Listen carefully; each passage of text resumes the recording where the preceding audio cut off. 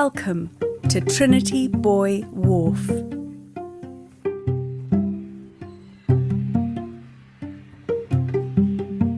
"25 years ago, the London Docklands Development Corporation set up the Trinity Buoy Wharf Trust to hold this small, former industrial outcrop on the Thames for the people of London for 125 years.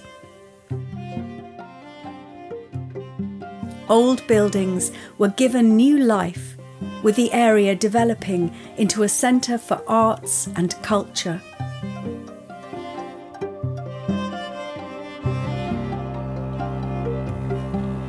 Trinity Buoy Wharf began life over 200 years ago in 1804 as the depot of the Corporation of Trinity House, the authority for lighthouses and other navigational aids such as buoys and lightships. In the early 19th century, much of East London was low-lying marshland, susceptible to flooding. In 1822, Trinity House rebuilt the previous wooden river wall at Bow Creek in brick, extending it onto the Thames in 1852. This wall is the oldest remaining structure at the site.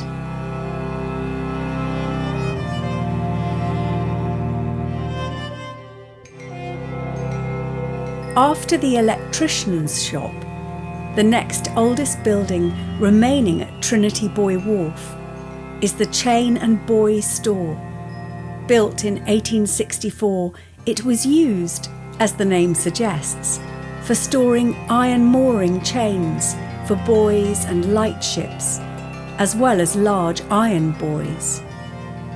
A railway track ran through the large doors directly into the store to transfer chains and buoys. Today the building is used for events, weddings and filming. Originally, 2 lighthouses adjoined either end of the building. Only one of these remains. The other, built earlier in 1854, was used for the testing of electrical lighting by Michael Faraday, scientific advisor for Trinity House. Today, the remaining lighthouse is the home to Long Player, a self-extending musical composition playing without repetition for 1,000 years. Testing also took place at the Proving House. Built in 1875, the space was designed to test the strength of chains. This building, like the Chain and Buoy Store, was designed by Engineer-in-Chief Sir James Douglas. Earlier engineers included Ralph Walker and his nephew James Walker. Today the space is divided up into individual workshops. Next to the lighthouse stands the Clipper House, a block of studios made from shipping containers. Until the 1950s, a house stood here for the superintendent and their family to live in. There was also an abundance of trees, harking back to the area's days as an orchard centuries before.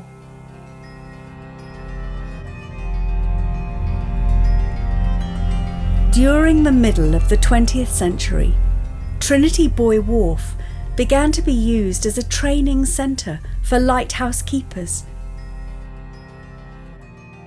It also saw an overhaul of its buildings, with several constructed during this period that still stand today, including the main stores, gate house, fitting shop, boiler maker's house and boiler house.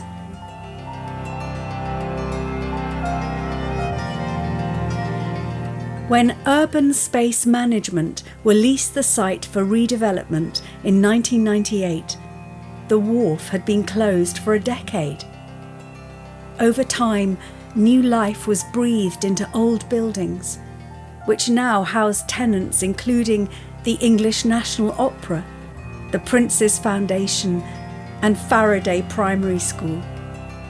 Along with the newly built container city, Trinity Buoy Wharf's architecture and people make it one of the most interesting places anywhere in London.